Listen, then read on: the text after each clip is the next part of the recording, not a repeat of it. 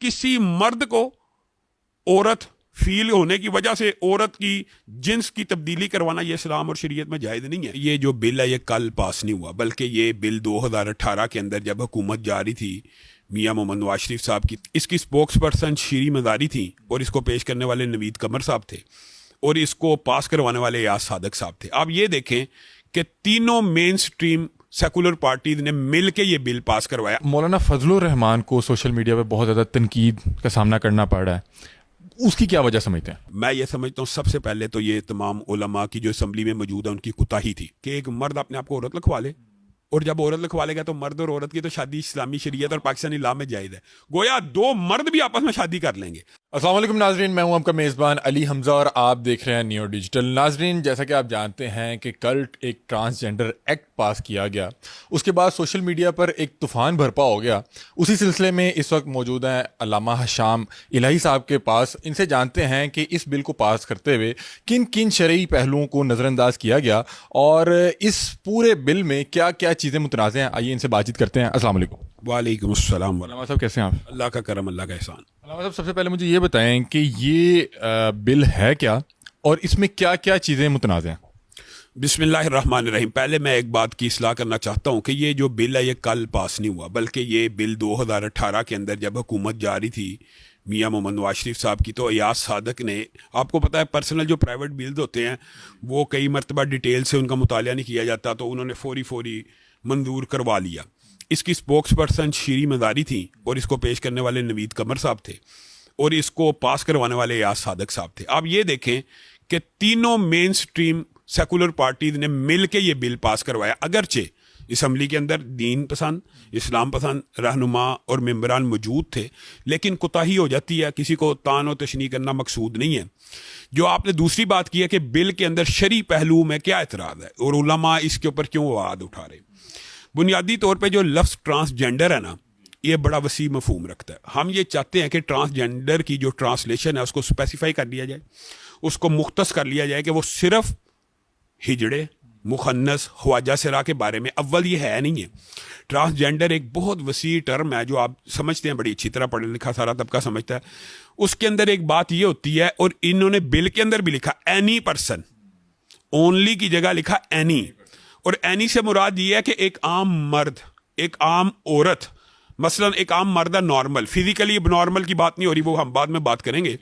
एक नॉर्मल मर्द अपने आप को औरत फील कर रहा है, वो नादरा के दफ्तर जाए और कि मैं जी आज के बाद औरत लिखवाना चाहता हूं, तो बगैर मेडिकल एग्जामिनेशन के उसको औरत लिख दिया जाए।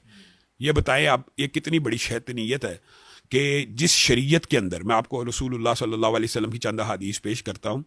रसूलुल्लाह सल्लल्लाहु अलैहि वसल्लम ने फरमाया, कोई मर्द औरत की मुशाबहत ना करे और कोई औरत मर्द की मुशाबहत ना करे। जो मर्द औरत की मुशाबहत करे शरीयत में, रसूलुल्लाह सल्लल्लाहु अलैहि वसल्लम ने उसको मलून करार दिया और कहा उसको जिला वतन कर दिया जाए, यानी इस्लामी रियासत के अंदर भी ना रहे।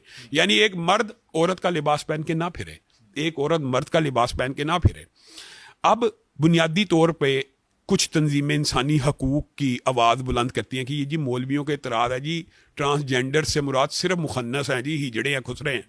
अगर सिर्फ ये हैं, हमें कोई इतराज़ नहीं। फिज़िकली इबनॉर्मल शख्स को हमारी ये आवाज़ है, और ये बात मैं शरअ सदर से कहता हूँ, फिज़िकली इबनॉर्मल शख्स को शरीयत ने भी ये हक दिया है कि अगर वो माइल बा मर्द है, मसलन एक हिजड़ा या मुहन्नस है, उसकी जिस्मानी साख्त मर्दों जैसी है, वो मर्दों में ज़िंदगी गुजारेगा।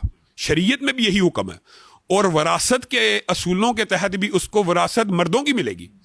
इसी तरह एक माइल बा औरत मुहन्नस है, माइल बा औरत से मुराद आम फहम है कि जिसकी जिस्मानी साख्त औरतों जैसी है, खवातीन जैसी है, वो औरतों के अंदर रहेगी, उसके ऊपर पर्दे के अहकामात लगेंगे और उसको विरासत भी औरतों के मुताबिक मिलेगी।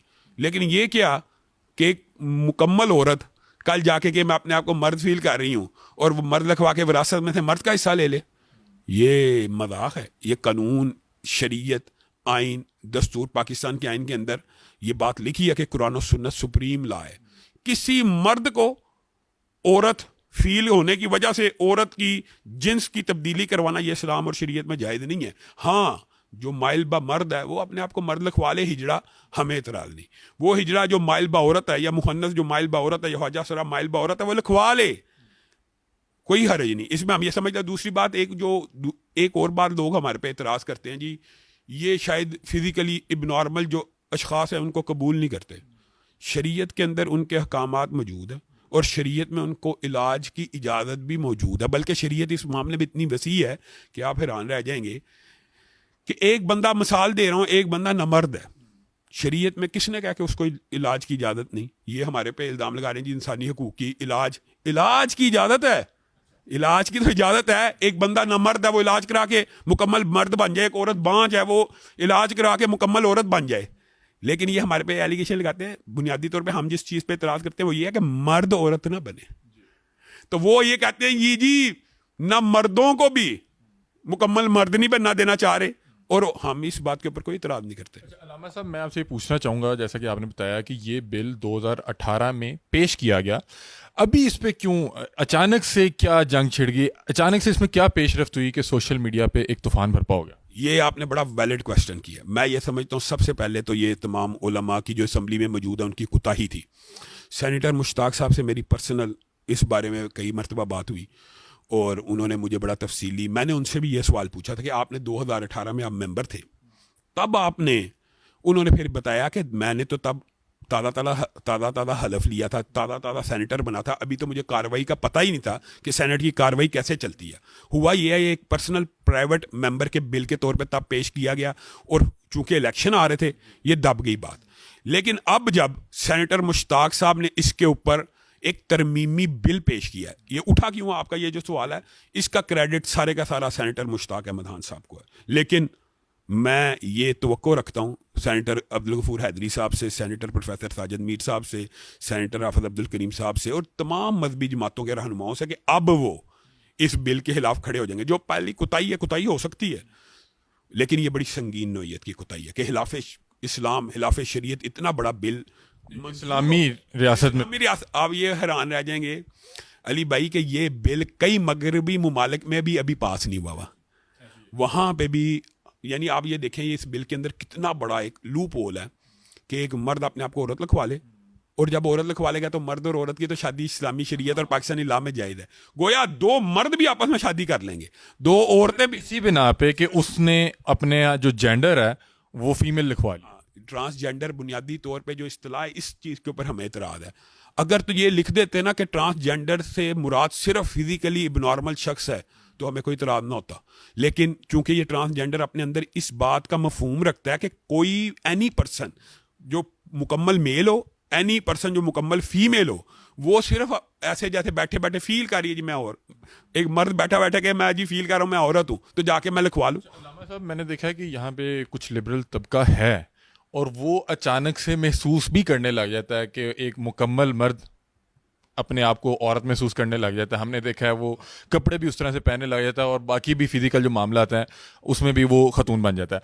अब मैं आपसे पूछना चाह रहा हूँ कि क्या ये बिल चंद मखसूस लोगों को खुश करने के लिए पास किया गया कि एक मर्द अपने आप को औरत डिक्लेयर करके किसी भी मर्द से शादी कर ले, या एक खतून अपने आप को मर्द डिक्लेयर करके किसी भी औरत से शादी कर ले? क्या कहेंगे इस बारे में? बुनियादी तौर पे ये जो आप जिस बात की तरफ आपने निशानदेही की है ना, ये मेंटली एक नॉर्मल बिहेवियर होता है कि कोई मर्द अपने आप को औरत फील करे। इसका शरीयत में इलाज मौजूद है। रसूलुल्लाह सल्लल्लाहु अलैहि वसल्लम ने ऐसे अफराद के लिए, मैंने जो चंद हदीस आपके सामने पहले भी रखी हैं, उनके ऊपर लानत भेजी है और उनको पाबंद किया जाएगा कि वो मर्दों में रहें और उनकी ज़रा मेंटली झाड़ पूंछ ऐसी कर दी जाएगी कि वो मर्दों ही में रहें। शरीयत का लुबे लबाब है। लेकिन जो दूसरा आपका सवाल है, ये 100% जो अमले कौम लूत है उसको प्रमोट किया जा रहा है। हम जिन्स परस्ती के फ़रोग के लिए ये बिल पेश किया गया और इसके बाकायदा मकासद हैं, और इन मकासद के हसूल के लिए पाकिस्तान के अंदर ये बिल इसलिए पेश किया गया, जैसे आप कह रहे हैं कि एक मखसूस तबका, मैं बतौर मौलवी होने के कहने लें या इस्लाम पसंदों के नुमाइंदा होने के नाते ये बात कहता हूँ जो शरीयत के अंदर, वो ये अली भाई कि ये काम अगर मस्जिद का बैठा हुआ कोई मुल्ला करे या डिफेंस में बैठी हुई कोई आंटी या अंकल करे, हम जिन्स परस्ती का अमल करे, उसको मीनार पाकिस्तान के ऊपर सदा दे देनी चाहिए। वजह सुन लें, हज़रत अबू बकर के दौर के अंदर जनाब सैयदना खालिद इब्न वलीद ने चंद इलाकों को फ़तह किया और उन्होंने लेटर लिखा कि ऐ खलीफतुल मुस्लिमीन, मैं चंद ऐसे इलाकों में दाखिल हो गया हूँ, रूम के, यूरोप के, यानी जहाँ पे हम जिन्स परस्ती पाई जाती है, अपोजिट की बजाय सेम जिन्स में ये। तो हज़रत अबू बकर ने आर्डिनेंस जारी किया था उन आबादियों को, उन अफराद समेत जला दिया जाए।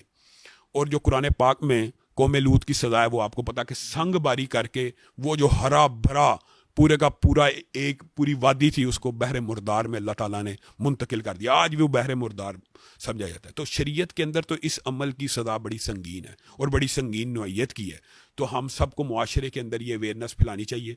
और मैं ये बात आई है ज़िमनी तौर पे तो कह देना चाहता हूँ कि बहरहाल इस्लाम पसंदों का और दीन पसंदों का और मजहबी जमातों का ये फ़ायदा होता है, अगर पार्लियामेंट के अंदर ये लोग मौजूद ना होते तो बताएं किस नौइयत का बिल पास हो जाता, कोई एहतजाज करने वाला भी ना होता। पता ही नहीं लग पाना। पता ही नहीं मैं कहता हूँ कई 3 साल तो नहीं ना पता लगा। ये तो सेनेटर मुश्ताक साहब ने कहा कि ये तो हो चुका है। अच्छा ये भी बात बताता हूँ कि क्यों इब्तदा में मजहबी लोग कन्फ्यूज़ क्यों हुए, ये भी सुन लें। ट्रांसजेंडर लफ्ज़ की जो ट्रांसलेशन थी ना वो यही पेश की गई है कि इससे मुराद सिर्फ मुहन्नस होंगे, हिजड़े होंगे, ख्वाजा सिरा होंगे। तो उलमा भी खामोश हो गए कि ठीक है यार उनको तो इलाज का हक होना चाहिए, उनको मर दिया।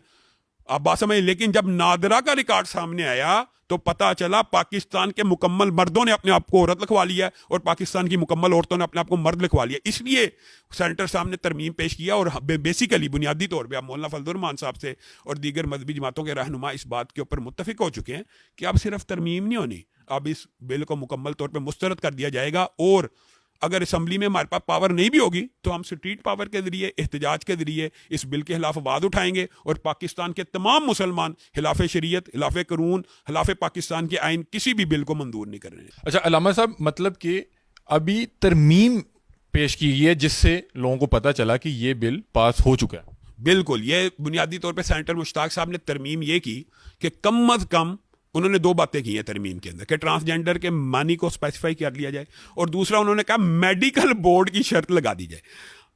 असूली तौर पे ये तरमीम का क्या फ़ायदा हुआ है? अवामी अवेयरनेस। हकीकत में ये पूरे का पूरा बिल आपने मुस्तरद करना है, सिर्फ तरमीम नहीं करवानी। अलामा साहब, मौलाना फजलुर रहमान को सोशल मीडिया पर बहुत ज़्यादा तनकीद का सामना करना पड़ रहा है, उसकी क्या वजह समझते हैं?